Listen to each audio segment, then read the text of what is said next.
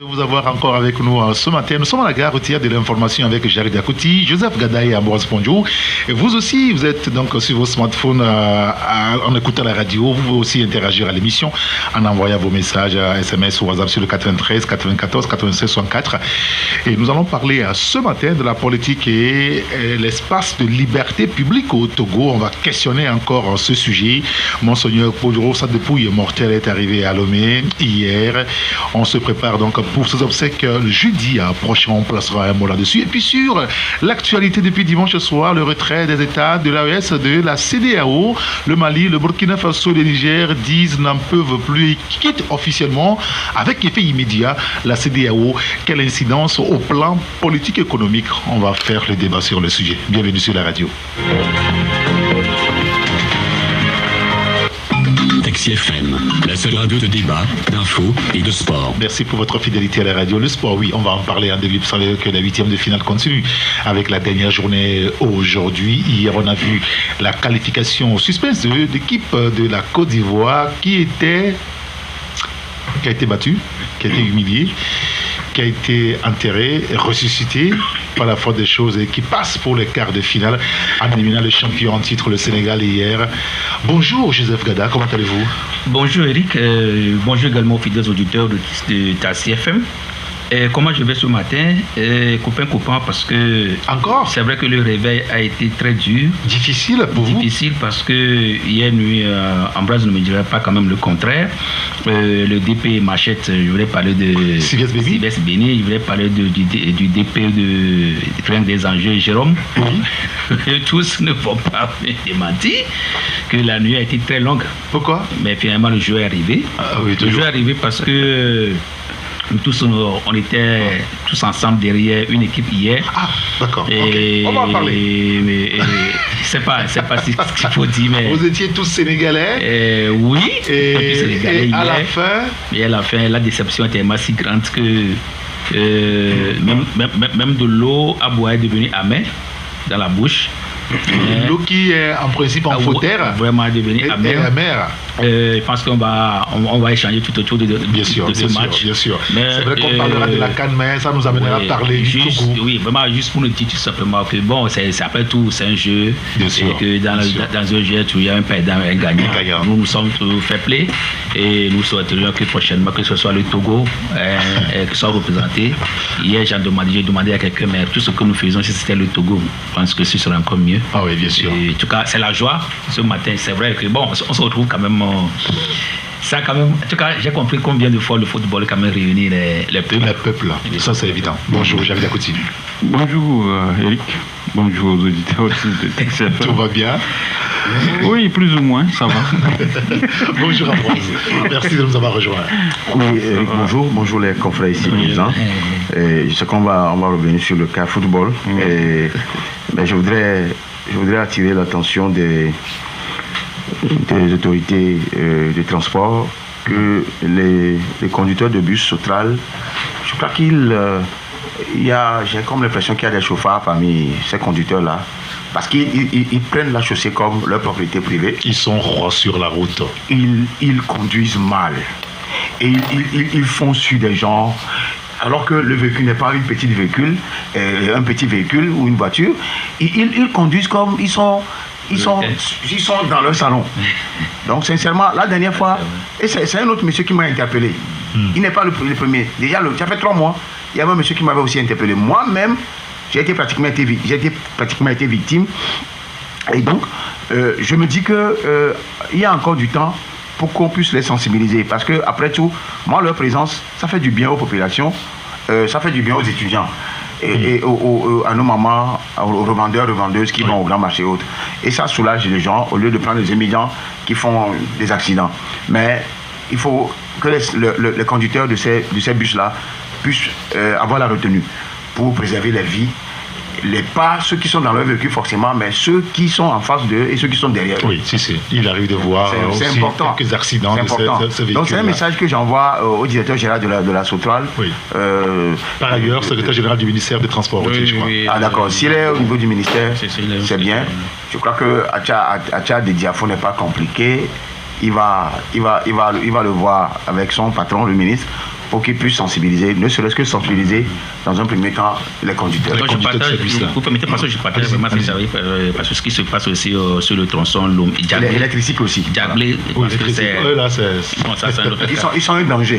Sur le tronçon Djaglé, je pense que des fois ils conduisent, mais ce matin même, moi-même personnellement, j'ai été quand même victime. Ah bon? Oui, parce que vous savez, quand vous prenez la route de la Grèce, ce n'est pas une route aussi large. Oui, alors quand vous voyez déjà le bus de Sotral, bon déjà au moins le bus prend même déjà la moitié, trois quarts de la route. Plus de la moitié. Et bien lorsque une voiture gare et que ce bus arrive au niveau quand même de cette voiture garée, et lorsque les autres arrivent, je pense que dans le code, je pense qu'il faut ralentir. Il doit patienter. Et ce que la priorité, vous passez.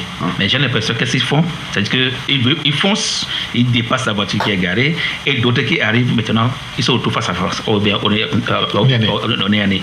Donc ce qui fait que vraiment c'est du n'importe quoi. Ce matin ça s'est passé. Moi-même je me suis demandé mais qu'est-ce qui se passe? Est-ce que c'est vrai que lorsque ces jeunes sont recrutés, ils sont bien formés, mais est-ce que les recyclages là continue, ou bien c'est juste le jour où ils débutent le boulot. Donc je pense qu'il faut que ce soit une formation continuelle, parce qu'on ne finit jamais d'apprendre. Vous avez la vie aussi, comme l'a dit, vous avez la vie des gens dans la voiture, mais aussi les autres passagers, les usagers de la route. C'est très important. Je pense que le secrétaire général, qui est aussi le directeur de Sotral, les deux, voilà, ça c'est le ministre de fonction, tout ça. Parce qu'il prendra toutes les dispositions et de sensibiliser, surtout la vitesse, c'est ce que moi je n'ai pas. En Europe, je pense que... Non, ça fait pas. En Europe, oui, d'un parc, je sais pas, d'un arrêt à un arrêt, on sait déjà que dans 5 minutes, on aura le bus. Dans 10 minutes, on a le bus. Quand je rate le bus maintenant, je sais que dans 5 minutes, voilà, il y a bus qui arrive. Donc ici, il n'y a pas cette histoire du horaire. On n'est pas encore arrivé à ce stade. Mais je pense que des fois, ils foncent. Ils foncent pour être quand même à l'heure, arriver à temps pour prendre les gens. Et comme je l'ai dit, nos voies, ce n'est pas un boulevard.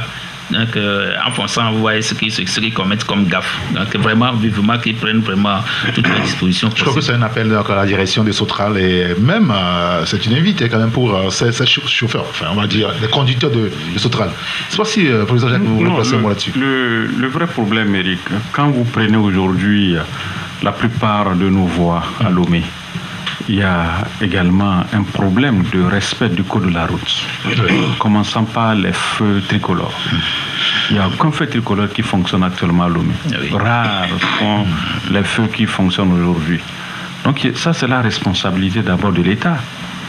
Parce qu'aujourd'hui, quand on nous parle d'abord de la sécurité de la route, je crois qu'il est vrai que chaque chauffeur que nous sommes devait prendre les précautions pour respecter le code de la route. Bien sûr. Mais l'État a également l'obligation de faire respecter le code de la route par les populations que nous sommes, en essayant de mettre effectivement en marche ces feux tricolores-là que nous avons. Parce que quand vous arrivez dans certains carrefours, les mêmes feux s'allument en même temps. Le rouge, le vert et le jaune. Et vous ne savez pas comment vous choisissez quoi. Vous ne savez même pas. Vous ne savez pas comment vous allez faire ici. Donc il faudra aujourd'hui que l'État prenne ses responsabilités. Mais si on nous parle des mairies, même si les mairies n'arrivent pas à réparer ces feux, que quand même le gouvernement fasse sa part. Parce que quoi qu'on dise, notre sécurité dépend effectivement de Dieu, mais ça dépend également de ceux qui nous dirigent. Ça, c'est important. Vous prenez par exemple le feu rouge d'Agualepedo en allant faire pyramide là. Vous voyez, vous savez que c'est 3 mairies qui se croisent là-bas. Oui, bien sûr. La mairie d'Aboka, Jean-Pierre Fabre, 4 et 3. Et l'autre, comment il s'appelle, les Kamal, Adjaï, qui se croisent là-bas. Mais aucun feu ne marche là-bas. Non, c'est pour vous dire que quelque part les mairies ont échoué. Il faudrait aujourd'hui que l'État mette en branle la réparation de ces feux. C'est vrai qu'il y avait un compatriote qui s'occupait des feux tricolores à Lomé, mais depuis qu'on a essayé de créer cette décentralisation, je crois qu'on a retiré ce marché-là de ses mains et on a dit aux mairies maintenant de se débrouiller, mais nous avons vu que les mairies ne font pas le travail. Donc il faut que l'État puisse revoir également cet aspect. Et c'est vraiment important. Merci pour ce sujet-là qu'Ambroise a lancé. Et je voulais, vous savez, ça fait depuis le 13 13 janvier que nous sommes en train de suivre sur nos petits écrans la Coupe d'Afrique des Nations qui se joue donc en Côte d'Ivoire. Il s'est tellement passé beaucoup de choses et on a envie de dire que c'est l'une des compétitions les meilleures actuellement, avec des rebondissements, des surprises terribles, des grands qui sont partis. Et il y a un qui est parti hier soir, c'est le Sénégal, éliminé donc en 8e de finale. On va dire c'est le syndrome qui accompagne souvent ceux qui ont déjà remporté le trophée, qui viennent pour défendre le titre. On a vu le cas de l'Algérie en 2022, vous vous rappelez, et on vient de voir le cas du Sénégal également. Jusque-là, disons quand même que c'est une belle compétition qu'on est en train de voir, hein, Joseph. Non, mais je suis parfaitement d'accord. C'est vrai que depuis une vingtaine d'années, je suis les CAN, mais c'est parce que cette CAN particulièrement est une réussite. Oui, il y a un nivellement de valeur assez terrible. Non seulement il y a un niveau élevé, oui, mais vous avez constaté également que, moi, ma première remarque, c'est qu'aujourd'hui, vous avez constaté que presque tous les joueurs sont des professionnels. Oui. Même dans les championnats, même certains pays dans leurs championnats nationaux en ont fait même un championnat professionnel. Oui, bien sûr. Donc, il y a de cela 10 ans, les choses ont évolué. Deuxièmement, vous avez constaté que beaucoup de sélectionneurs nationaux prennent quand même en charge ces équipes.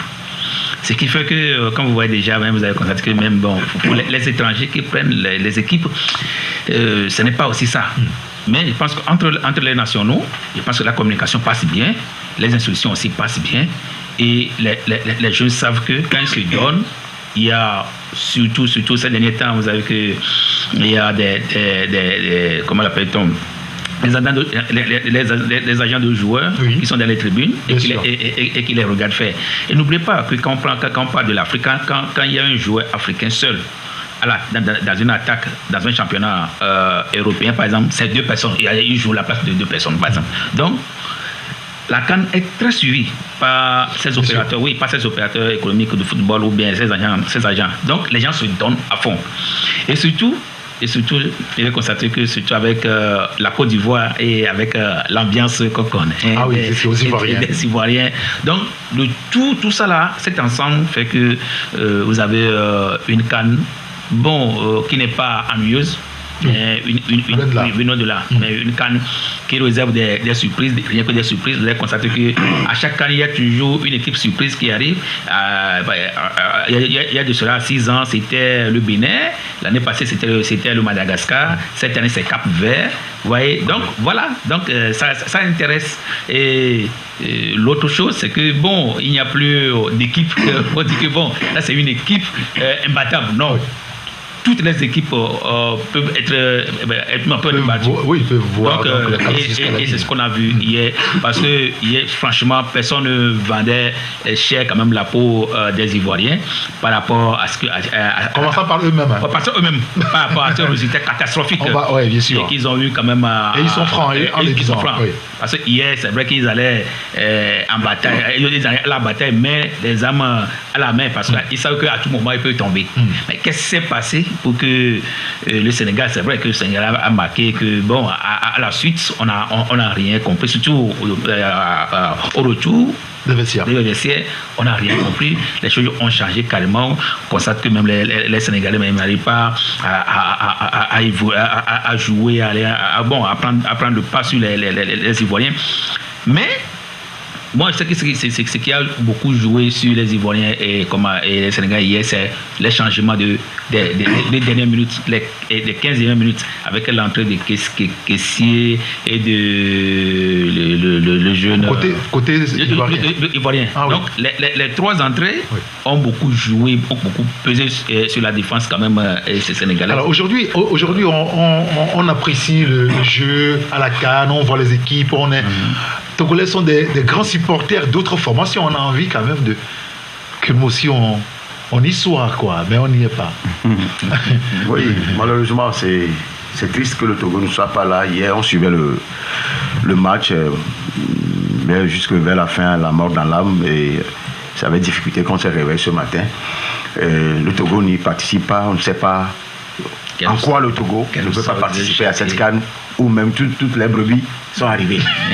Mauritanie, La Mauritanie. Guinée-Bissau, La Mozambique. Namibie. Ça, alors que le Togo gagnait le Cameroun facilement, gagnait le Sénégal, les deux aussi gagnaient le Togo. C'est-à-dire que le Togo était une équipe équilibrée et qui faisait peur aux gens. Bon, pour revenir même au débat, moi je voudrais prendre la CAN sur 3 axes. Le premier axe, d'abord, c'est la compétition. Les gens l'ont dit, comment ça s'est déroulé. D'abord, avec des équipes très relevées. La compétition est très relevée. Et on a remarqué aussi qu'il y a plus de grandes équipes, il y a plus de petites équipes. Ça, c'est clair, tout le monde a consenti ça. Mais je voudrais aussi donner une appréciation à l'arbitrage qui a très bien marché cette année, en dehors de l'arbitre d'hier. C'est lui qui a gagné le Gabonais, vraiment. Mais lui aussi peut avoir le bénéfice du doute, sur lequel je reviendrai tout à l'heure.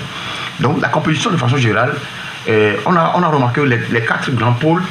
D'abord, il y a un pôle qui ne vient souvent jamais, c'est le pôle, la Liga, c'est-à-dire ceux qui sont dans le coin de l'Afrique. Oui. C'est rare qu'ils viennent Somalie, Éthiopie, tout ça là, c'est rare. Maintenant, les 4 grands pôles qui sont l'Afrique australe, l'Afrique centrale, l'Afrique de l'Ouest et l'Afrique du Nord, c'est l'Afrique centrale et l'Afrique de l'Ouest qui taille toujours la paille du Nord. Toujours, oui. Toujours. En dehors de l'Afrique maghrébine qui, aujourd'hui, cette année, s'est grillée, en dehors du Maroc, ils sont totalement grillés, alors que c'est des poids lourds. Hein.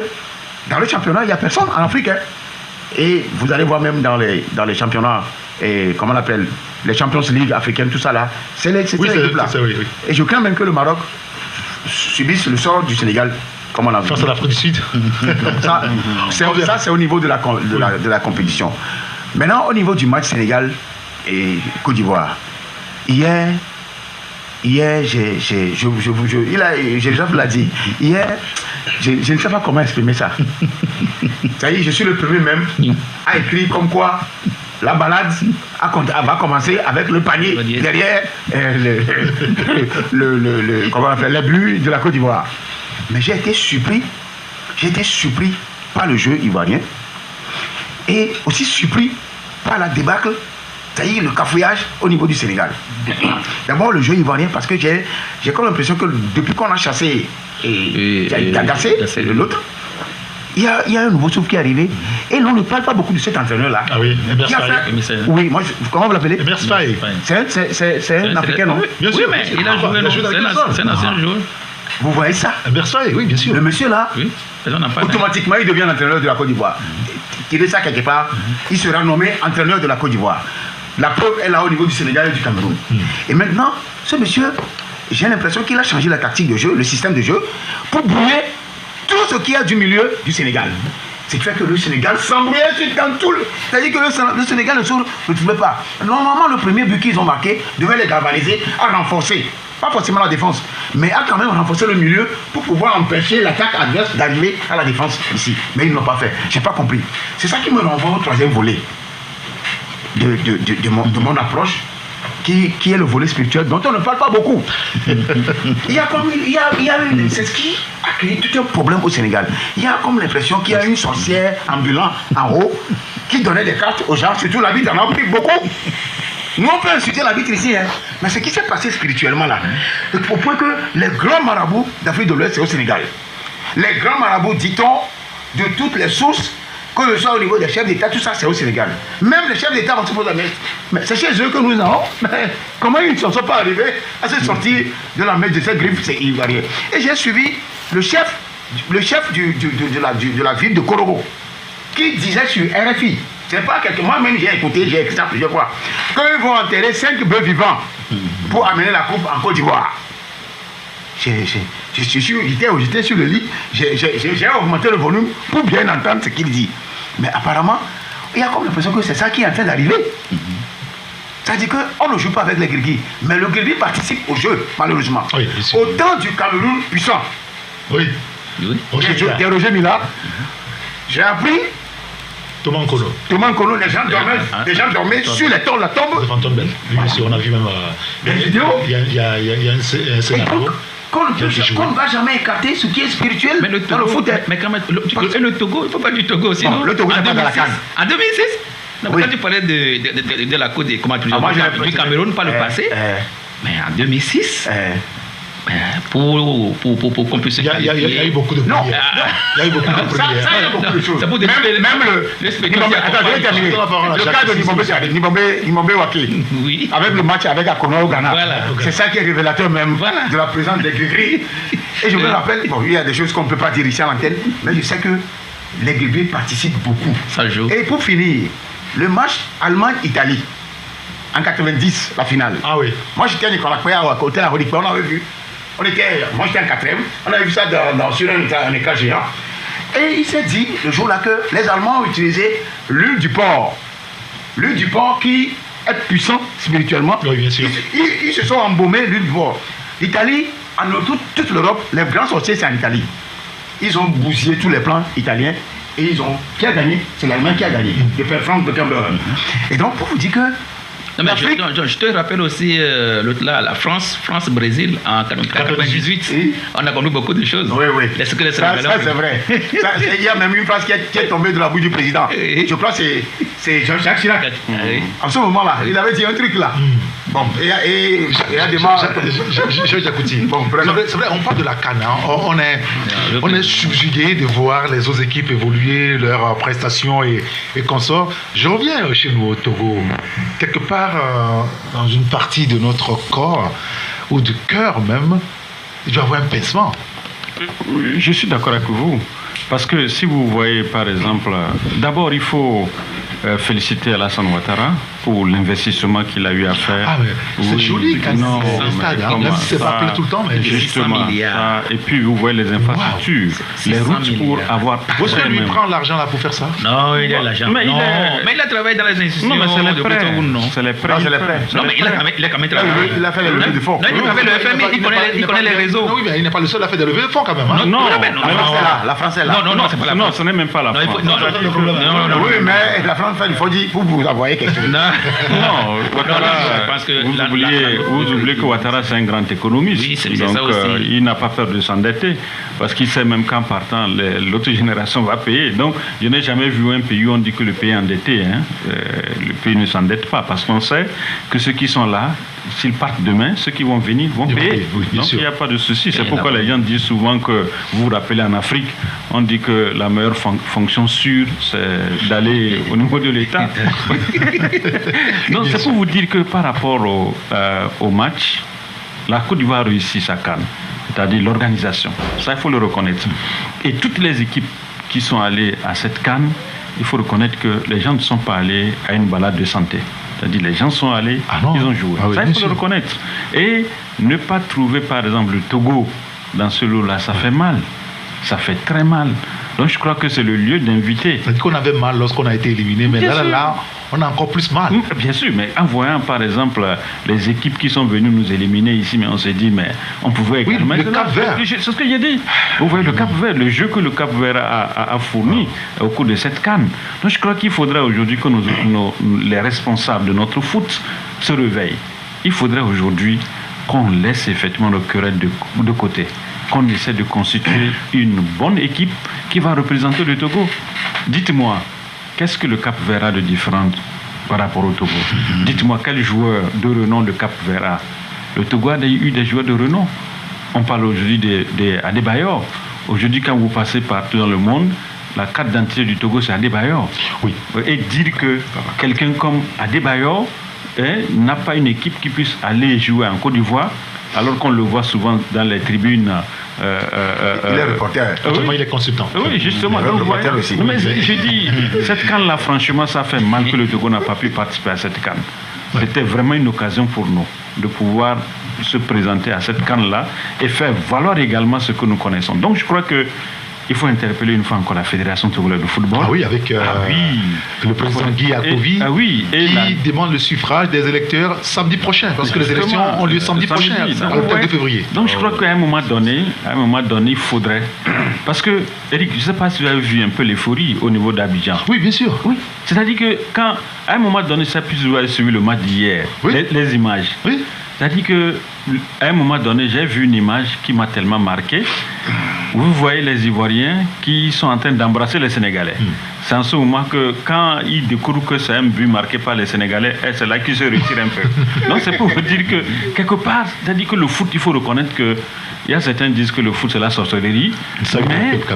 Oui, mais il faut reconnaître que le football rassemble. Oui, je me rappelle quand le Togo avait joué contre le Ghana, vous vous rappelez, et que le Togo avait gagné.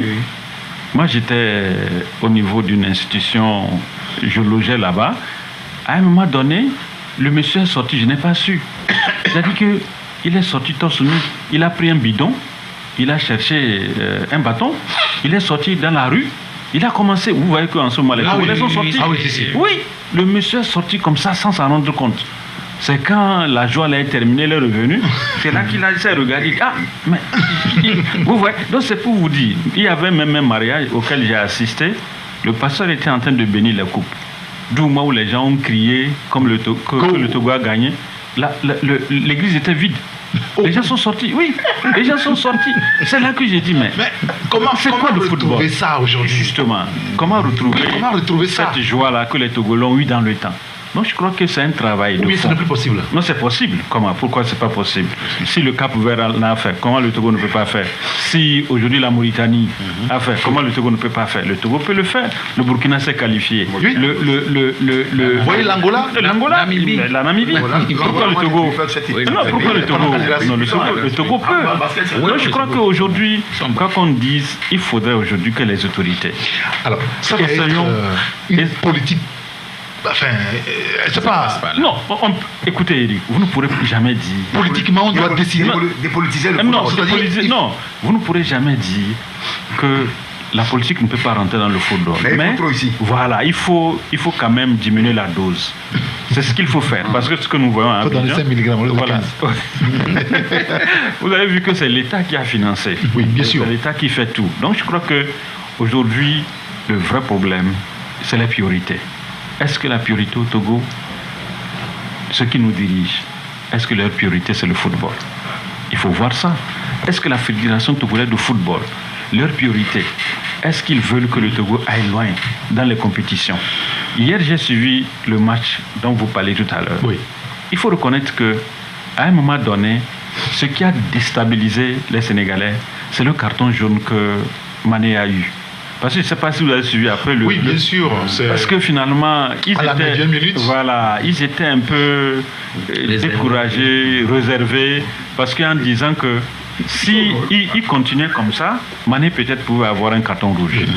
Quand on est venu dans ce studio en off, tu disais que non, que sûrement si l'arbitre n'a pas donné le carton rouge à Mané, c'est parce que peut-être il a analysé que le Mané n'était pas trop méchant sur l'action. Oui. C'est ce que tu as dit. Avec l'intention. Voilà.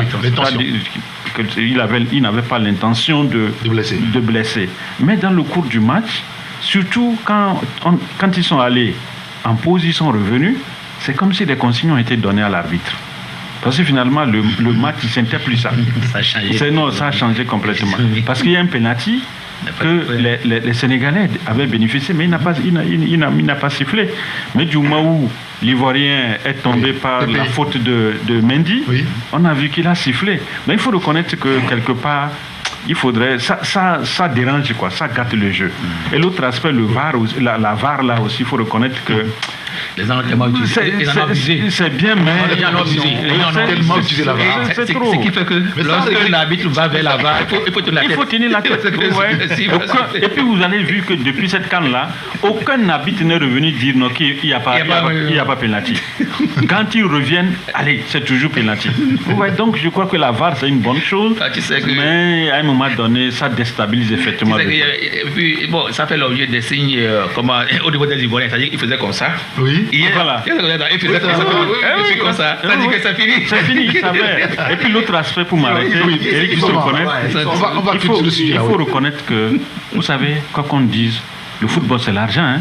Ah oui, c'est l'argent. Beaucoup d'argent. Ah oui, c'est l'argent. Quoi qu'on dise. J'ai vu les gens se fâcher ici, mais écoutez, vous vous fâchez pour rien. ceux qui ont gagné vont empocher leur argent. Mais vous êtes ici. Mais c'est le jeu. Oui, c'est le jeu, ce que j'ai dit. C'est le jeu, mais il faut reconnaître que le football, c'est le jeu. Mais après tout, le football, c'est l'argent également. Oui, bien sûr. Parce que hier, j'ai appris que Drogba a offert 40 millions à chaque joueur par rapport à ce match. Donc c'est pour vous dire que quelque part, mais Eric, quand on vous promet 40 millions, que si vous remportez, comment vous n'allez pas vous donner? Mais comment ça? Ah, mais Ils vont au jeu. voilà, mais c'est ça. Il y a quelques réactions des auditeurs. Il y a un auditeur qui nous dit que cette CAN a démontré qu'il n'y a plus de petites équipes. Tous les pays donc, de l'Afrique investissent beaucoup maintenant dans le football. Heureusement que le Togo n'était pas allé. Il dit heureusement, hein. Ah oui, mais, oui, Quand le Togo il va, on a là, mal au ça cœur. c'est... il y aura beaucoup de pètes tendues. C'est le problème de... Vous savez, les dernières compétitions, là, on a fait les comptes, hein. Et ça aussi, c'est aussi une autre histoire. Et il continue, il dit, le Togo n'investisse pas dans le football. Tous ceux qui sont autour de ce football sont là pour boire du lait. Il suffit de les voir traficoter les tests pour garder leur place. Je préfère qu'on n'aille pas que d'aller donc se ridiculiser. C'est ce que dit donc cet auditeur. Il y a un autre qui nous dit ceci. Actuellement, la France conteste la décision de sortie. Ah non, je pense que c'est un autre sujet. Alors, il dit la Côte d'Ivoire est comme un revenant. Et un revenant n'a plus peur de personne. Sans vous mentir, Aliou Cissé même savait qu'en rencontrant le pays organisateur, ça peut aller mal. Il avait dit. C'est ce qu'il veut éviter depuis le début, mais c'est arrivé. La pilule est amère, mais il faut la boire. Ce qui m'a fait mal, c'est que la coupe promise par Sadio Mané à sa femme ne verra pas donc le jour. À quand le tour du Togo? Bravo aux éléphants. Le tour du Togo, c'est aussi la hantise aujourd'hui, hein, véritablement. Je l'ai dit, il y a une élection à la fédération samedi prochain. Et franchement, les Togolais veulent aussi, quoi. Non, mais je pense que dans ce pays, arrivé à un certain moment, c'est vrai qu'on a peur même de se dire, les vérités. Et c'est ça qui enfonce toujours le pays. Franchement, quand arrivé à un certain moment, on a le courage de dire, tu as mal fait, on peut arranger, tu as bien fait, il faut évoluer. Moi, je ne suis pas trop sportif, je ne maîtrise pas trop, c'est la passion du football, c'est ça reste là-bas. Mais si je vois depuis que le colonel Akpovi, depuis 8 ans qu'il est là, moi je n'ai pas vu une évolution systématique du football togolais. Je ne sais pas. Il n'y a pas de résultats. Si les résultats, et on le croit de dire, il n'y a pas de résultats. Alors, le jeu de ping-pong qui s'est passé même la fois dernière, je me suis demandé, mais qu'est-ce qui s'est passé? Parce qu'un homme peut être un homme. Vous donnez votre parole, vous revenez. Encore habillé. Encore habillé. C'est-à-dire, on a l'impression que si certains ne sont pas là, c'est-à-dire que c'est le chaos. Non! Mais pourquoi est-ce qu'aujourd'hui, qu'est-ce qui empêche? Je pense que le colonel Akpovi, aujourd'hui, il a eu même quelques postes au niveau de la CAF aussi. Oui, bien sûr. Il peut évoluer. Il peut évoluer de l'autre côté aussi. Mais pourquoi est-ce qu'il faut revenir? Pourquoi est-ce que quelqu'un d'autre ne viendrait pas aussi implémenter quand même ces expériences à la fédération? Pour que ce soit les mêmes personnes. Moi, j'ai vu quand même à échanger avec les confrères sportifs. C'est-à-dire qu'entre eux-mêmes, ils ne s'entendent même pas, les confrères sportifs même ne s'entendent même pas. Ah oui, c'est l'alignement. Oui, c'est l'alignement total. Donc j'ai dit que je n'allais même pas avoir, personne n'allait à me convaincre le retour de colonel Akpovi. Et est-ce que... Là aujourd'hui, il est seul, hein, oui, seul candidat. Dans tout ça, est-ce qu'il y a un lendemain assuré meilleur quand même pour le pays, pour le football togolais? Je ne suis pas sûr. Je ne suis pas sûr. Tout à l'heure, on parlait de l'investissement. Oui. L'investissement seul ne suffit pas. Mais il y a la volonté aussi du chef de l'État, Ouattara, qui a dit plus de 600 milliards investis dans cette histoire-là. Les terrains qui sont construits, les infrastructures routières par-ci par-là, les hôtels par-ci par-là, tout ça mobilisé. Vous pouvez imaginer 600 milliards. Vous pouvez imaginer ça? Les moyens de déplacement. Voilà, les moyens de déplacement. Donc, ce qui fait que nous vivons une CAN extraordinaire. Mais j'ai dit, tu crois qu'au Togo, on a les infrastructures nécessaires? Non, je pense que c'est pas là. Pour pratiquer le football. Combien de budget nous allons quand même au football? D'abord ça. Quand nous voyons aujourd'hui le Maroc réussir, ce n'est pas une surprise. ce n'est pas étonnant de voir les Marocains réussir aujourd'hui. Il y a tout, c'est un processus. D'abord l'investissement par le roi et plus de 100 hectares qui sont confiés quand même au football. On a construit et les logements, tout ça là. Oui, si. Et puis le marketing, et puis le marketing derrière les joueurs marocains à pouvoir les placer dans les grands clubs quand même européens et partout. Donc vous voyez que on ne peut pas quand même s'asseoir, on s'amuse et puis bon, on croit que bon, on peut avoir un sélectionneur qui est là. Et puis bon, on sait pas. Mais nous avons un sélectionneur, il n'y a pas de résultat. Mais qu'est-ce qu'on fait avec le sélectionneur? C'est-à-dire qu'on peut se qualifier pour la CAN, pour la Coupe du Monde une fois passant, mais c'est pas si qu'on se qualifiera tout le temps comme derrière. Il faut dire à Joseph de ne pas trop se déranger. Bon, d'accord, je vais me déranger. Bon, il va se calmer alors. Oui, parce que le vrai problème, je ne sais pas si vous avez une fois assisté au match dans les stades que nous avons au Togo. Oui, championnat, oui, championnat. Mais les joueurs viennent dans les tricycles. Oui, c'est dans les tricycles que les joueurs viennent. J'ai vu ça. Et puis vous allez voir, à la fin, les pauses au cours pour les matchs. Mais c'est les pure water là qu'on distribue aux joueurs. Il n'y a même pas de jus de citron ou bien de quoi pour leur donner. C'est les pure water, on leur distribue. Et quand il pleut? Prenez le cas de le championnat. Entre-temps, qu'est-ce qu'on a donné au premier? C'était une moto, non? Oui, le meilleur buteur. Qu'est-ce qu'on a donné au meilleur buteur? C'était la moto. Et tous nous connaissons les conséquences des motos. Vous comprenez? Mais au fait, il faut réfléchir plus. C'est-à-dire qu'aujourd'hui, vous ne pouvez pas ne rien faire par rapport au développement du football et vous attendre à avoir des résultats. Ça, c'est pas possible. Parce qu'aujourd'hui, nous, on est devenus des grands supporters de la Côte d'Ivoire, du Sénégal, des championnats européens. Oui. Voilà, nous sommes là. Il suffit de voir le Barça jouer ou les Real jouer. Le week-end, quand vous entendez des cris, il faut savoir que les supporters madrilènes, barcelonais, parisiens, ils sont... Capo Vert est venu nous battre ici 2 fois. Ou bien match nul. Sinon, on nous a battus finalement. Oui, on a été battus. Sincèrement, Eric, moi je voudrais... C'est le Burkina qui nous a battus à Reto Verso. Moi je voulais inviter sincèrement les autorités, s'ils veulent que le Togo évolue, il faut les infrastructures. Talon est venu, vous avez vu ce qu'il a fait en matière d'infrastructures, les stades qu'il a construits. Aujourd'hui, si nous voulons que le Togo aille loin, n'allons pas consulter quelqu'un. Il ne faut pas déranger Dieu par rapport à ça. Dieu a tout donné. C'est la volonté maintenant de pouvoir agir. Bien. Au fait, c'est ça. Si nous voulons que notre football puisse aller loin, mais les Adebayor par exemple sont là. Dites-moi, est-ce que vous avez une fois vu dans ce pays persona non grata aujourd'hui? Est-ce que vous avez vu un comité que ce pays a organisé en mettant par exemple ces anciens joueurs là en valeur? Actuellement, il y a quand même l'adjoint de Paolo Duarte. Bon, j'ai vu la ministre signer une note qui circule sur les réseaux sociaux, demandant une réflexion sur... je crois qu'elle a parlé du patrimoine ou bien de quoi? J'ai oublié. Chaque fois, on va faire ça. Oui, mais on en a déjà fait. Oui, même. Non. Je donne la parole à moi, parce qu'on va parler politique. Mais Eric, par exemple, hier, si la Côte d'Ivoire a pu gagner, c'est parce que Faye était un ancien joueur. Et on m'a dit la contribution de Drogba et tous les anciens joueurs. Même pas que ils sont 3 à être nommés pour pouvoir jouer l'intérimaire. Après le débarquement de Gassé. Faye, vous connaissez très bien qu'il est là. Guy Médé qui est là aussi. Mais vous êtes sûr que hier, si c'était Gassé qui était là hier, je suis sûr que... Je suis moins sûr. Non, c'est sûr que le Sénégal. Mais avec son choix...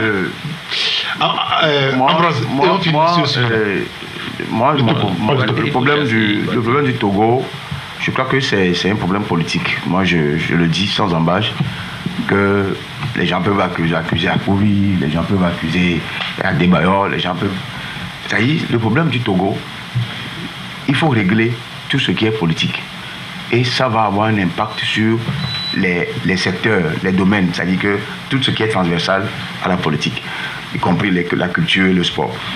Vous allez voir que tout ne marche pas. J'ai comme l'impression que tous les gris qu'on fait dans ce pays repoussent tout ce qui est du bien, qui peut faire du bien au Togo. C'est juste une vue de l'esprit. Ça peut être ça. Donc, s'il faut... L'essentiel, c'est-à-dire ce qui est important pour les Togolais, c'est d'avoir une équipe très compétitive qui puisse aussi rivaliser avec celles qu'on a vues à la CAN. Parce que ce n'est pas la Mozambique, encore moins la Gambie qui sont plus forts que le Togo, quoi. On a des joueurs, de bons joueurs. Vous avez vu le match Cameroun-Gambie? Oui, c'est juste une question de tactique et d'agencement des joueurs. C'est ce qui s'est passé avec la Côte d'Ivoire. C'est une question d'entraîneur, de sélectionneur. C'est-à-dire, on sait qui on sélectionne et on sait qui on positionne à tel. Quand vous êtes un faux ailier, vous troublez le jeu du milieu de l'équipe adverse, c'est clair. Donc, c'est un positionnement de joueur qui doit être ici. Quelqu'un qui est défenseur, on le connaît, un libéro, on le connaît, et tout d'un coup, on le change de pose. Mais d'abord, ça chamboule tout l'adversaire, parce qu'on le connaît depuis longtemps, tous les matchs qu'on a eu à visualiser, on sait qu'il est ici. Maintenant qu'il se retrouve à l'attaque, parce qu'il y a des joueurs qui sont déjà attaquants et défenseurs, ils sont spécialisés dedans. Il y en a aussi qui sont bons en milieu, étant un latéral. Donc, c'est une question d'agencement. Tu as vu Osimhen n'a pas passé? Oui. Putain, Osimhen, ce ne sont pas les joueurs qui en manquent. Non, il paraît qu'on a fait un test de dopage. Oui, c'est chaque match. On choisit un joueur qui s'est donné tellement. On vérifie voir parce qu'ils sont suspects. Oui, moi, c'est l'autre là, le Nigérian là. Oui, c'est lui. C'est ça. Parce que le gars, j'ai l'impression qu'il. Un ami me disait, mais il est fou, quoi, sur le terrain. Donc, pour finir sur le Togo, il faut que les choses bougent. Et ceux qui sont les tenants, ceux qui tiennent le câble, savent comment faire pour que les choses bougent au Togo. Il y a un auditeur qui dit que le football togolais est politisé. C'est le président qui nomme tout. C'est ce qu'il dit. Il y a un autre qui nous dit, à l'arrivée du président Faure Gnassingbé, il nous a promis 10 stades. Mais hélas, un autre qui nous dit, moi je trouve que le Togo et ses dirigeants n'ont pas la volonté d'évoluer. Le football et les jeunes actuellement sont des vieux, réactualisés en mode jeunesse et reconduits. On verra qu'on va gagner. Bon, voilà, c'est ce qu'il pense. Un autre qui nous dit, qu'est-ce qu'il dit? Il dit, Akpovi est un ancien joueur. Dans quel club il a joué et on ne le connaît pas? Personne n'a dit qu'il était un ancien joueur. Voilà ce qu'il dit. Et on parle de notre sujet rapidement. Je veux parler d'abord, avant l'Afrique et le retrait des États de l'AES, de la CEDEAO. Je veux qu'on place un mot rapide sur la politique togolaise et cette question que je vais poser. Que devient la loi sur la liberté de manifestation au Togo? La fameuse loi Bojona. Jacques Diakouti. Je suis d'accord avec vous. Vous savez... Mais j'ai encore rien dit. Je demande juste ce que devient la loi Bojona. Le fait de parler de la loi Bojona, parce que je sais que vous voulez parler des manifestations. Je suis d'accord avec vous. Donc, il faut reconnaître que depuis un certain temps, il y a quand même un problème au niveau de l'organisation de la société civile. Hier, j'étais surpris quand quelqu'un m'a appelé, qui m'a dit qu'il voulait seulement faire une simple rencontre au niveau de l'hôtel du Gadola. Ah oui, Concorde ici. Voilà. Je crois qu'il devait être 25 ou 50 comme ça. Ils ont pris toutes les dispositions, mais à la dernière minute, on lui a dit qu'il n'aura pas cette rencontre. Ah bon? Alors que lui, il avait tout préparé. Hier? Le samedi. Ah, samedi. Il avait tout préparé, il a commandé les choses et tout, mais à la dernière minute, on lui a dit que la réunion n'aura pas lieu. Il dit, mais il a posé la question, pourquoi? On dit non, que lui, 50 personnes, c'est quoi? Et puis, bon, qu'il n'a qu'à dégager là-bas.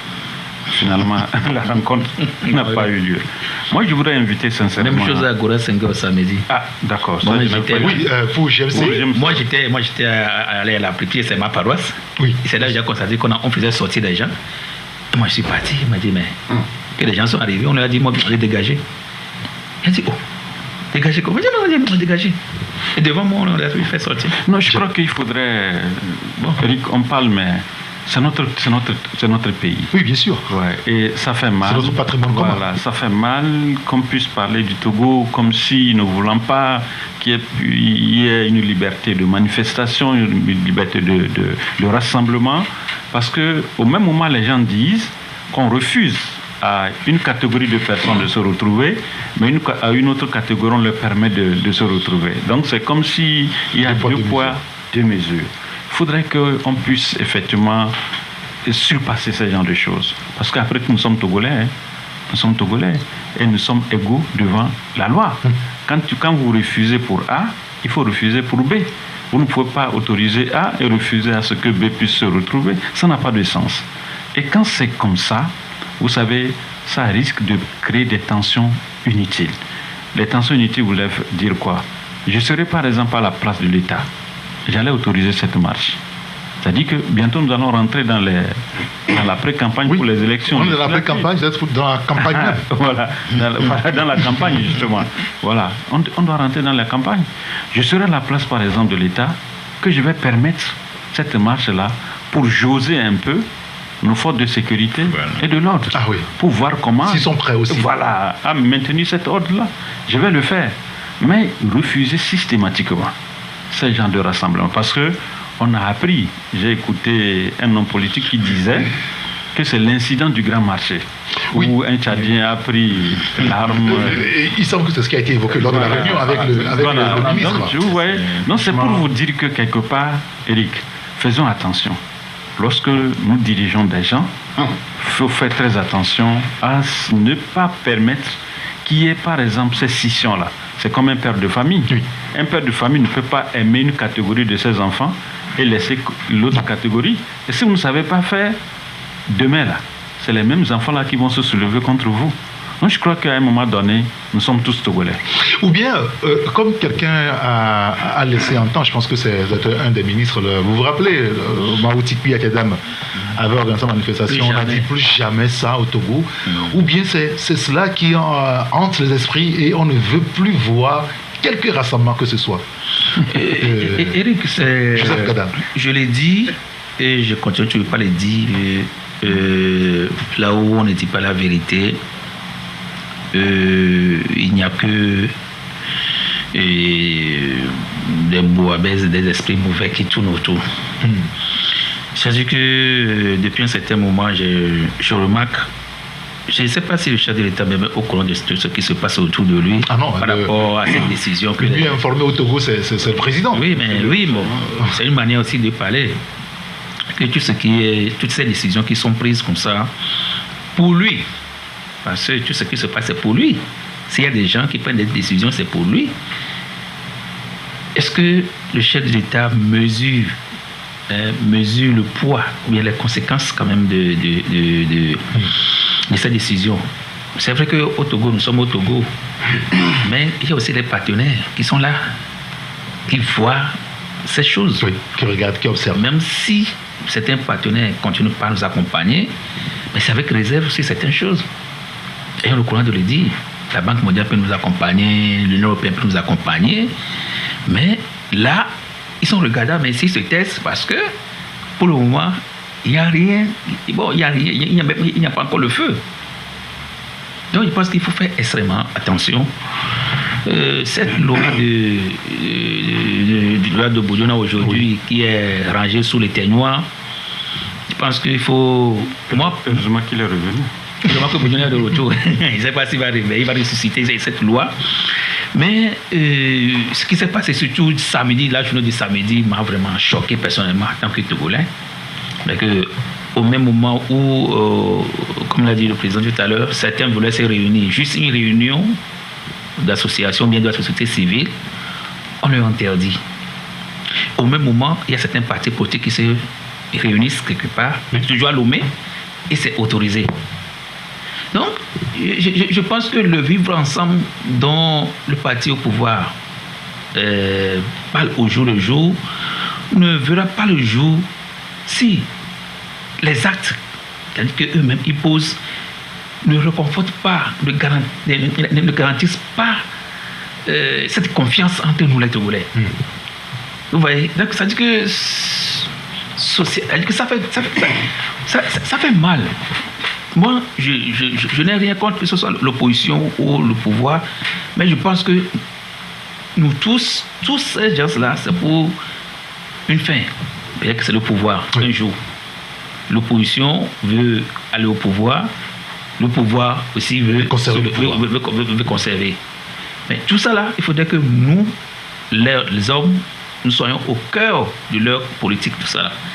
Mais ce qui s'est passé avant passé, moi, ça m'a encore rappelé dans les années 2000, dans les années 90, où on a militarisé Bay. Ah ouais, C'est-à-dire que, bon, je me suis rappelé des vieux jours. J'ai dit, mais qu'est-ce qui se passe le samedi soir là? Et je viens à Gora Senghor, et c'est là où j'ai constaté que j'ai vu les gars de la société civile, les partis politiques qui sont là-bas. Qu'est-ce qui se passe? Les gens criaient. Mais qu'est-ce qui se passe? Moi, je dis non, mais qu'on les a fait sortir parce qu'on a dit que la réunion n'est pas autorisée. Oh. Comment ça? Il faut organiser une réunion, c'est un meeting, non? C'est juste une réunion de réflexion sur l'actualité togolaise, c'est tout ça là. Mais c'est-à-dire que, c'est pas, si on veut tout. Tellement que je me suis dit, mais est-ce qu'on recule?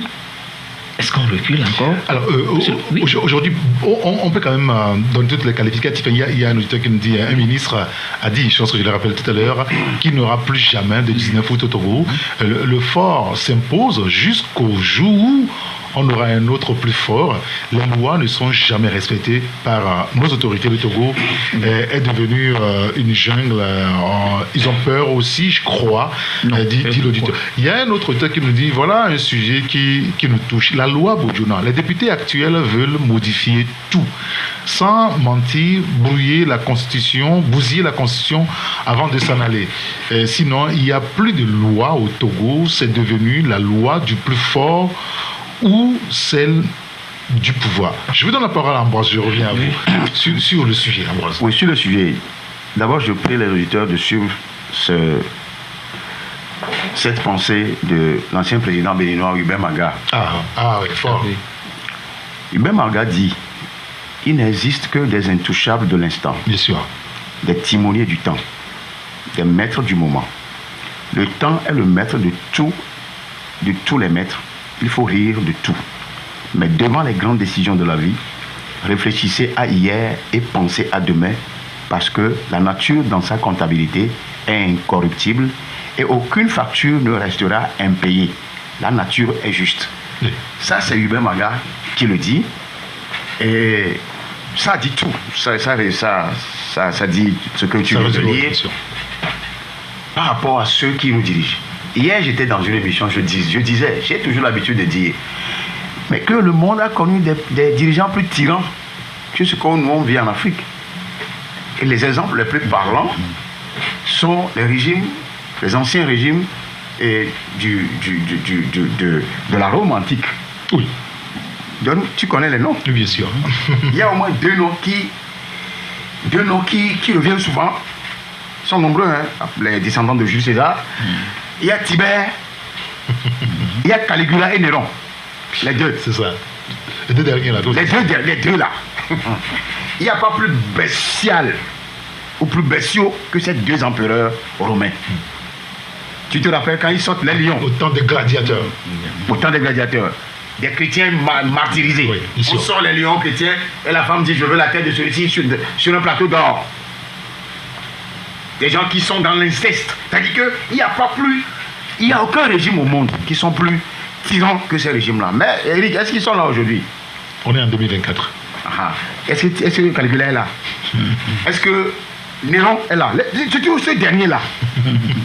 Tibère, Claude, Galva, c'est eux ça, c'est le lot ça.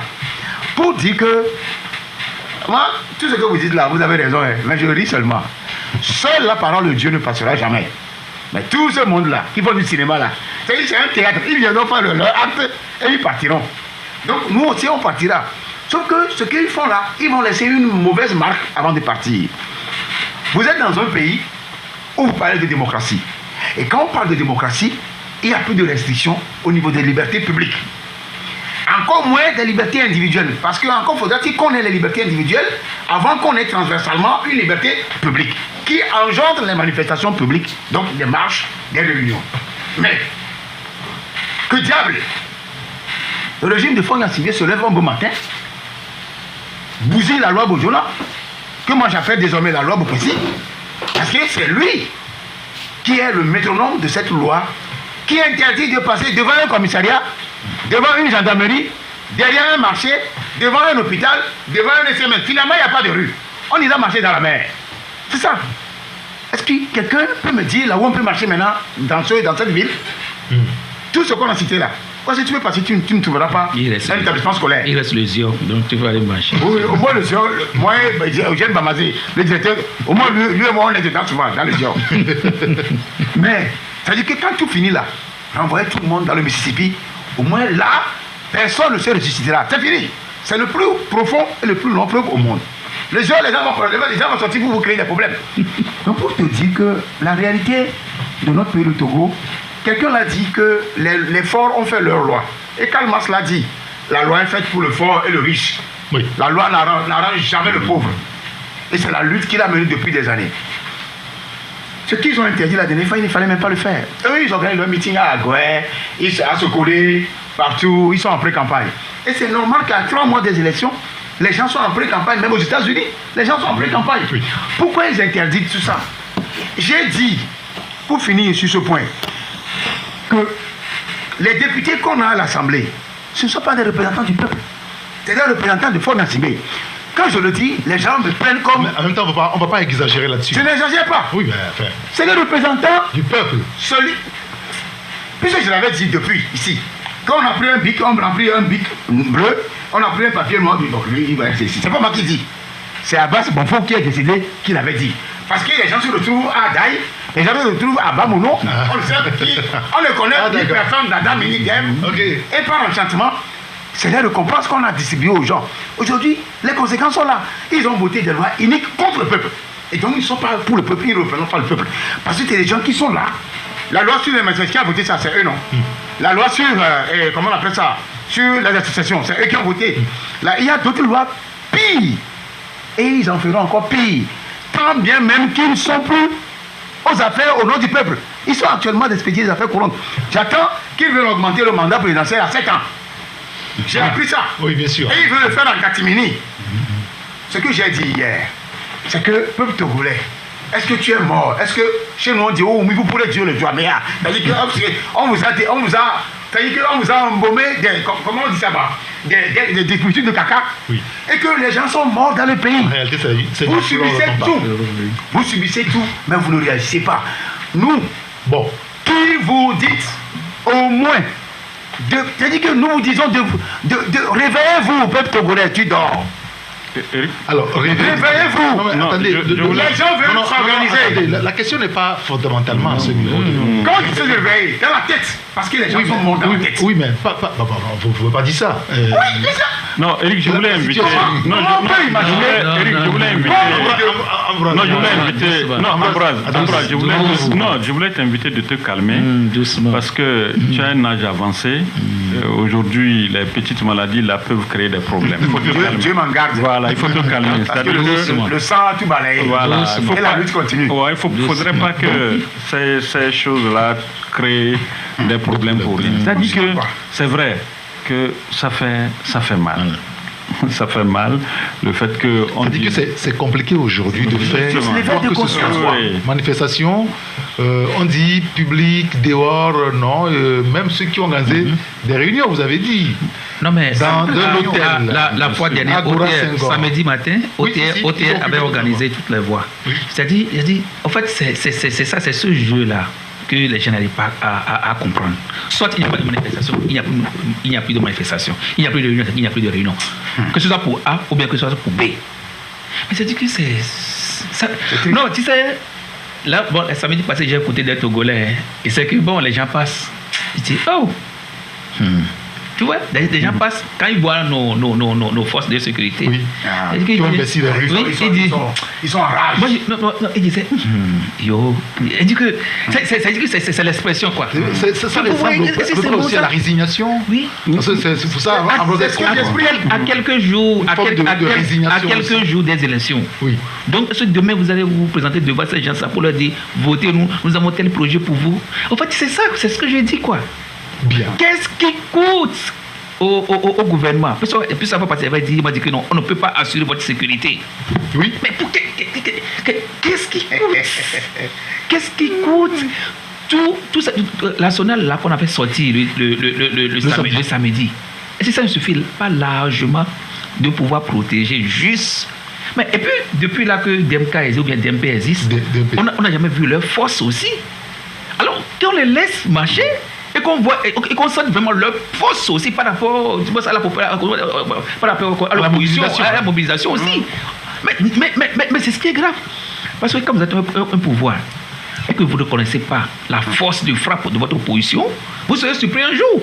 Quand bien même que quelqu'un l'avait dit que bon, plus jamais ça, un jour vous serez surpris. C'est la loi. Mais laissez les gens aussi marcher, tu peux essayer de les sécuriser. Voilà, ce que je voulais dire, il n'y a dans aucune démocratie au monde où on cherche à affaiblir nos positions. Vous comprenez? Plus vous êtes là à affaiblir l'opposition, plus vous-même vous vous affaiblissez. Vous comprenez?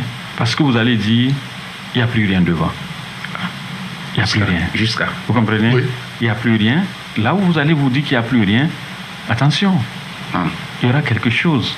Parce que dans cette vie, il y a ce qu'on appelle des soulards. Il y a ce qu'on appelle des fous. Vous comprenez? Oui, il y en a. Quand vous dites qu'il n'y a rien, attention que vous allez rouler par exemple à 120 à l'heure, vous allez vous cogner un fou, mais où il y aura sa famille qui va se lever. Il va dire non mais écoutez, c'est un fou mais il y a une famille. Ça vous crée des ennuis. Ouais, donc il ne faut jamais chercher dans une démocratie à anéantir l'opposition. À tuer tout le monde. Parce que quelque part, l'opposition constitue pour vous l'éveil. L'opposition est là toujours pour vous dire attention, ça ne va pas. Et il ne faudrait pas également, dans une démocratie, essayer de sécher d'une façon au niveau des finances sur votre opposition. Dire que... Parce qu'aujourd'hui, il n'y en a rien. Justement, c'est ce que je voulais dire. Dire que, non, écoutez, les gens là, ils n'ont rien. Ils n'ont pas les moyens pour pouvoir continuer leurs activités. C'est pas bien. Dans toute démocratie. C'est ce qu'eux veulent. Et dans toute on sait que quelque part, quand vous voyez les démocraties aujourd'hui, les oppositions sont financées, sont soutenues. Oui, ils sont soutenues. Parce qu'en les soutenant, en leur octroyant les moyens, mais c'est pour aider. Il semble que des gens ici, on leur a envoyé plusieurs fois des redressements parce qu'on les soupçonne de financer à peu près une certaine opposition. Non, mais ça ne devait pas être comme ça. Vous comprenez? Dans une démocratie et dans un pays, ça ne devait pas être comme ça. Ne cherchez pas à appauvrir. Parce qu'aux États-Unis, c'est un lobby qui finance. Oui, juste, vous voyez, même candidat. Même en France. Il ne faut pas chercher à appauvrir votre opposition. Plus vous approuverez l'opposition, vous voyez, plus vous aurez des aigris qui seront avec eux. Et le jour que ça va péter, mais c'est les aigris là qui vont sortir. Vous ne pourrez pas les contenir. Donc, je crois que ce qui se passe dans notre pays aujourd'hui, Joseph l'a dit qu'il ne sait pas si le président est au courant. Et tu as dit non, que le plus renseigné dans ce pays, c'est lui. C'est lui. Oui, c'est lui. Donc, moi, je crois, nous tous, nous sommes des Togolais. Ça, il faut le reconnaître. Et quand on parle d'une richesse d'un pays, la richesse là appartient par exemple à Ambroise. La richesse là m'appartient. Parce que le riz que Ambroise produit à Covier, à Michintobo, autant pour moi, il ne peut pas dire que non, mais écoutez, que ça ne serait seulement les ressortissants de Michintobo, bien de Covier qui vont en consommer. Non, je crois que la richesse appartient à tout le monde. Donc il faudrait que ceux qui nous dirigent aujourd'hui comprennent, lorsque vous cherchez à affaiblir les autres, pensant que vous avez tout, demain vous serez surpris. Alors il y a un auditeur qui nous dit s'il vous plaît, peuple togolais n'est pas mort, mais ne veut plus mourir par un frère dans la rue pour faire des manifestations pour zéro changement. Le peuple en a marre. Regardez comment les forces sont habillées et armées du haut vers le bas pour rien. Il n'y a pas de liberté sans prix. Nous tabasser. C'est ce que dit donc. Il n'y a jamais de liberté sans prix. Il faut toujours payer le prix. Non, mais, la liberté a toujours un prix. Eric, l'autre chose, c'est que moi, je ne sais pas comment. Donc, nous qui parlons ici, il faut lui répondre, lui qui parle ici. Si tout le monde veut être comme lui, il n'y aura même pas de médias, il n'y aura pas de débat. Je ne sais pas, en fin d'année. Vous voyez la résignation du Togolais? Je ne sais pas, en fin d'année, quel rapport les partis politiques vont faire. Ah oui, parce qu'il faut des rapports. Oui, il faut des rapports. Dans la loi. Dans la nouvelle loi, actuellement, il faut des rapports, il faut des rapports d'activité. Alors, quand on interdit systématiquement l'alimentation. Elle dit que l'autre activité phare pour l'opposition, pour un parti politique, c'est de pouvoir sensibiliser aussi ses militants. Que ce soit par la marche, que ce soit par la meeting. Les réunions. Par les réunions. Mais lorsque vous l'interdisez, d'abord, je ne me rappelle pas le passé, parce que c'est la DMP qui a voulu quand même organiser une réunion à Terrain Vito. Hein. Oui, c'est la DMK. Ah, on a interdit. Ce temps, c'est pas encore DMP. Oui, ça a été interdit. Oui. Parce qu'on a dit, bon, on n'a pas les moyens, ou vous pouvez être infiltré par les terroristes, tout ça là. Parce qu'ils veulent organiser à combien dit, on a dit non. Voilà. Alors, moi, je n'ai rien contre. Même au Mali, les gens manifestent. Mais moi, je n'ai rien contre. Mais ce que moi, j'ai vu là-bas passer à Kégué, il y a de cela une semaine. Même pas. C'est-à-dire que. Je crois que c'est jeudi. Jeudi. Oui. Mais pour une place de 30 000 places, pour un sac de 30 000 places, de 50 000. Ce n'est pas moi qui l'ai dit, d'aller communiquer. 50 000. D'abord, ça c'est en ville, hein? Oui. On n'a pas peur de terroristes, hein? Le chef d'État est sorti. Ah, pour FNFI là? Oui. Donc, déjà, les femmes, là-bas, non, mais c'est ça côté les femmes ont dormi là-bas. Les femmes ont dormi là-bas. Donc, le terrorisme ne vient pas là-bas. Donc, là où il y a 50 000 personnes, donc c'est dans 150, franchement. Donc, moi, je dis, et non, je le dis parce que, regarde, après tout, le président dit, nous sommes des Togolais. On n'a pas de Togolais à moitié, ou bien à part, des Togolais à part, ou bien des Togolais à moitié. Non, nous sommes des Togolais. Si on peut assurer la sécurité à certaines personnes, on peut aussi assurer la sécurité. Moi, je l'ai dit que l'arsenal que moi j'ai vu la fois passée suffit largement pour... D'abord, moi ça me touche que jusqu'à présent, je n'ai pas encore vu la force de mobilisation de DMK. Moi, ça me fait mal. Parce que moi aussi, je peux voir et comparer. Oui. On peut que comparer deux choses. Moi, ça me fait mal. Pour savoir ce qu'il représente. Effectivement, sur la scène politique. Mais jusqu'à présent, je ne vois rien. Peut-être que peut-être que aux actions de Monseigneur Kodjo, on verra la mobilisation. Bon, ça je dis. Bon, on verra.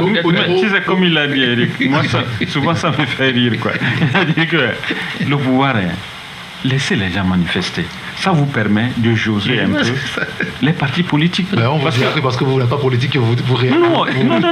Il faut jauger pour voir la capacité des gens. Oui. Monsieur, merci. Et ça va vous permettre. On parle rapidement avant de la parole auditeur du Mali, du Burkina Faso et du Niger, qui ont annoncé donc dimanche soir qu'ils quittent définitivement, avec effet immédiat de la CEDEAO, et depuis lors, beaucoup d'interrogations quand même dans certaines capitales.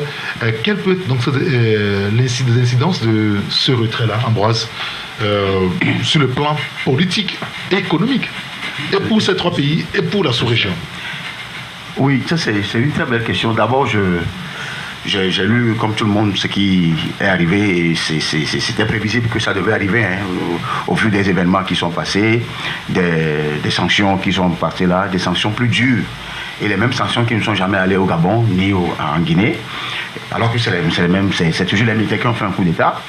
Et hier, je suivais. Bon, le Gabon, ça c'est hors CEDEAO. Oui, hors CEDEAO. C'est l'Afrique. Oui. Et c'est l'Afrique, et c'est aussi la France aussi. Et donc, ceux qui veulent comprendre, ils comprennent. Je vous rappelle aussi que la Guinée a un militaire président qui s'est marié à une Française, comme Alassane Ouattara. Oui, donc, il s'est marié avant de prendre le pouvoir. Il n'a pas encore gagné l'AES. Donc ça dit mais non, il est devenu général. C'est juste, oui, ça c'est encore un outil de pompeux qui sort de l'ordinaire et qui ne me fait ni chaud ni froid. Okay, parlons du Mali, du Burkina et du Mali, qui était exacerbé déjà par la frontière, surtout du Bénin, qui a créé beaucoup de problèmes aux consommateurs, aux producteurs, aux fournisseurs qui doivent transporter des choses du Bénin pour aller, mais qui a pénalisé aussi les Béninois. Et donc, les gens sont passés par tous les moyens pour pouvoir régler ce problème-là, pour que les sanctions ne soient pas forcément économiques. Parce que la CEDEAO, c'est après tout l'économie. C'est des rapports économiques, pas politiques. Maintenant, l'ascendance politique a pris le dessus à partir de 1999 avec un protocole qu'on n'applique jamais à ceux qui répartissent la Constitution pour rester au pouvoir. Ça, c'est aussi un autre volet. Maintenant, la question peut paraître bizarre. Pourquoi on a introduit le volet politique, mais on ne contrôle pas le volet structurel des constitutions, c'est-à-dire que les gens qui font 3-4 mandats. Aujourd'hui, la CEDEAO a perdu trois poids lourds de la zone. On parle du Niger, du Mali qui vont souffrir parce qu'il y a des ressortissants ici, il y a des élites qui sont dans les institutions de la CEDEAO à Abuja. Moi, je ne parle pas de ça. Je parle de l'impact économique, comme tu l'as si bien dit. L'impact économique, le premier, c'est les importations, c'est les exportations. Parce que la plupart des bœufs que nous consommons, ça vient du Sahel. Nous, on n'a pas de bœufs ici. Hein. C'est eux, les bœufs. Le cheptel même, c'est chez eux. Le Niger, le Mali, c'est eux qui envoient ça. L'oignon vient d'où? L'oignon du Niger. À part Keta ici, que je connais très bien, quand tu prends les Belges, l'oignon vient du Niger. Burkina aussi. D'accord. La tomate, la grande partie du Burkina. Un pays sahélien. Donc vous comprenez que... C'est la paresse de nos États. Hein. Oui, des États côtiers. Oui, bien sûr. Voilà. Et maintenant, il y a la libre circulation des personnes. Et des biens. Je parlais des biens en instant. Maintenant, des personnes. Ça aussi, ça pose un problème. Vous allez voir les vendeurs de petits colas, tout ça là. Ils viennent d'où? Niger. Il vient du Niger. Même si le Togo, les autorités togolaises font glama pour pouvoir garder un pont avec ces derniers-là. Comme quoi, c'est nous qui vous aidons. Donc s'il devrait y avoir un souci après, que nous soyons épargnés. Et donc, ils font tout pour être bon avec tout le monde. Dans la vie, on ne peut jamais être bon avec tout le monde. Président, la Bible a dit ça, non? Si tu cherches à être bon avec tout le monde là, la Bible dit quoi? On va te vomir. C'est ce que les autorités togolaises font. Ils veulent être bons avec la CEDEAO et être aussi bons avec le Niger, Mali, Sénégal. Donc, et le Burkina. Et donc, aujourd'hui, c'est vrai qu'il y aura des conséquences collatérales, que ce soit au niveau des États là. Mais avant de prendre cette décision, ils ont décidé déjà d'assumer. Ils ont mesuré les conséquences.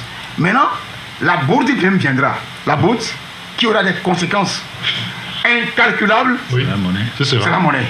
La question de la monnaie. Et il y aura une rupture du cordon ombilical. Oui, parce que là aujourd'hui, le Mali, le Burkina, le Niger se détachent de la CEDEAO. Rien n'est encore dit quand même par rapport donc à l'UEMOA. C'est là aussi qu'on les attend pour savoir. Parce que, puisque vous évoquez le sujet. C'est là où je voudrais en venir. L'argent. On donne la parole à Jacques sur ce retrait-là. Non, vous savez. Parce que là, ils disent qu'avec effet immédiat, et nous savons que selon les mécanismes de la CEDEAO, ça peut être comme ça. Ils s'en foutent de ça. On met du temps. Il y a des choses à régler d'abord avant de sortir. Vous avez lu un peu le communiqué de la CEDEAO? Oui, bien sûr, la CEDEAO qui veut négocier. Voilà. Vous avez compris maintenant qu'au fait... La CEDEAO parle d'une solution négociée. Un ton très abaissé. C'est pourquoi j'ai dit, si vous avez lu le communiqué, vous allez comprendre au fait que le Mali, le Burkina Faso et le Niger en avaient marre. Et ce qui a fait que la note est sortie, c'est suite à la rencontre du jeudi, où on attendait la délégation du Bénin, celui de la Sierra Leone, et seulement celui de Togo qui s'est présenté. Et c'est là que les gens étaient tellement fâchés contre la CEDEAO. Mais c'est vous qui avez programmé la réunion. Entre-temps, la CEDEAO a avancé l'idée que non, ils n'ont pas eu les autorisations d'atterrissage. Finalement, le Premier ministre du Niger a brandi les autorisations. Après la CEDEAO revient pour dire non, que c'est un problème d'avion, que c'est un problème technique. Mais finalement, ils sont sérieux, Eric. Ils sont sérieux. Le ministre, Awaté, il est à Niamey, je crois. Il est à Niamey quand il est rentré. Il est rentré, okay, je crois. Vous voyez, donc c'est pour vous dire que quelque part, la CEDEAO, il faut reconnaître que la CEDEAO n'est plus une CEDEAO des peuples. Mais on reconnaît que c'est là une CEDEAO des chefs d'État. Des syndicats. C'est ça. Et c'est ça qui fait mal.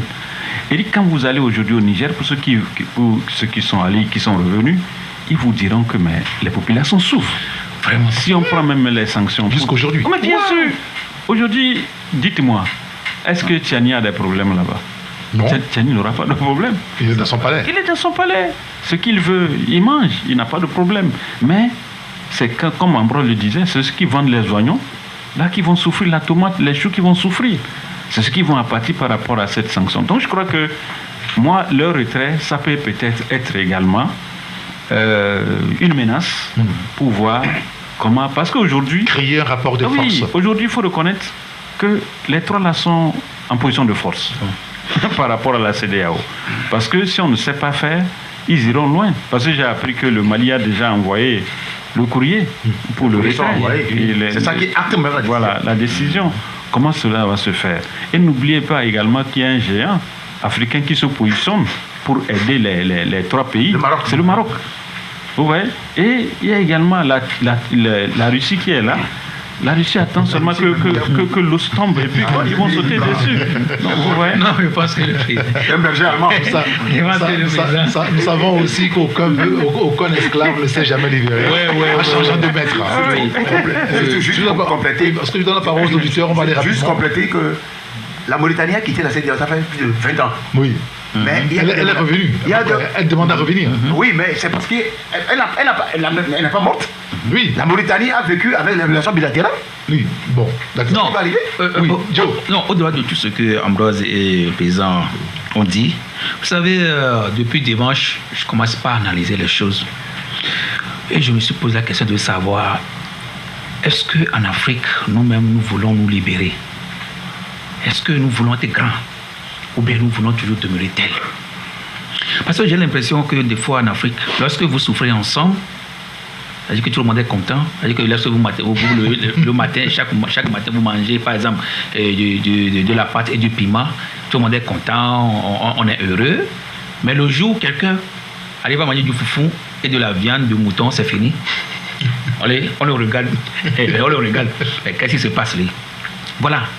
Moi, je ne peux pas comprendre que tout le monde est conscient d'une situation en Afrique de l'Ouest, surtout en Afrique francophone, que notre développement est hypothéqué par notre colonisateur. Et qu'arrivé à un certain moment, il faut se libérer. Tout le monde sait. Et je vous dis même, certains présidents même sont conscients. Mais du moment où certains quand même arrivent à prendre l'engagement de sortir de cette servitude, mais on n'a pas d'autre choix que de les soutenir. Je dis bien de les soutenir. Nous tous, nous sommes dans le même bateau. Lorsque certains s'efforcent pour pouvoir trouver d'autres navires pour nous secourir, on doit les soutenir. Mais bizarrement, quand j'ai vu les réactions par-ci par-là, les commentaires, j'ai l'impression que les gens pensent qu'il faut demeurons dans la servitude jusqu'à l'éternité. C'est mieux même. Parce que ce que les 3 pays font aujourd'hui, tout le monde sait qu'aujourd'hui la CEDEAO ne respecte plus ses principes fondamentaux. Tout le monde sait. Alors, ce que le Mali fait, tout à l'heure, ce qui m'intéresse, c'est que c'est la fin du développement du président. N'oubliez pas que ces 3 pays ne se sont pas levés d'un jour à l'autre pour prendre les décisions. Les décisions sont prises depuis et ils réfléchissent là-dessus. Mais Eric, tiens-toi bien. Lorsque la CEDEAO a voulu attaquer le Niger, si ce n'est pas que les 3 pays sont solidaires, ont tapé sur la table, vous ne pouvez pas les attaquer. Vous croyez que la force que vous voulez mettre en place, la CEDEAO n'ira pas attaquer le Niger? Vous êtes sûr? Moi, je suis sûr.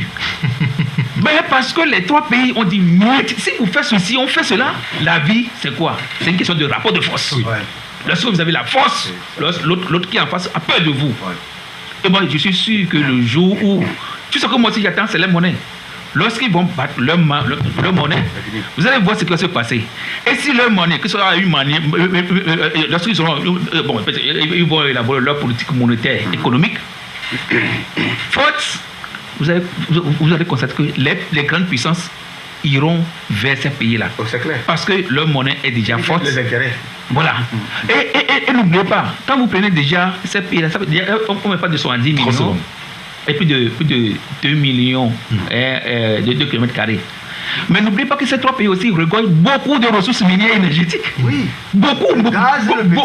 Et l'uranium, tout ça là. Et mais tiens-toi, pourquoi est-ce que certains pays, certaines puissances qui ont quitté le Mali, le Burkina, voulaient revenir, mais le Niger, l'Allemagne voulait revenir. Les États-Unis chaque jour investissent. L'Iran veut venir, la Russie veut venir.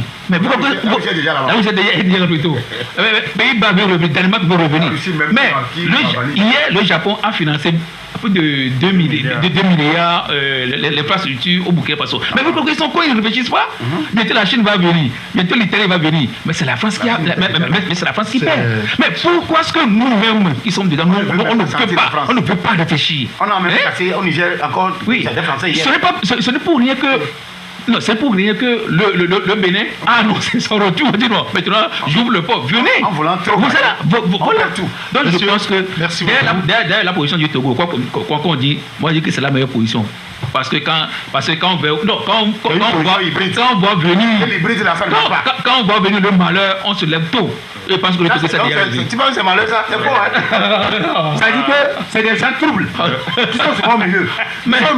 Ici, ça marche, ok. Mais nous avons notre poids. Merci.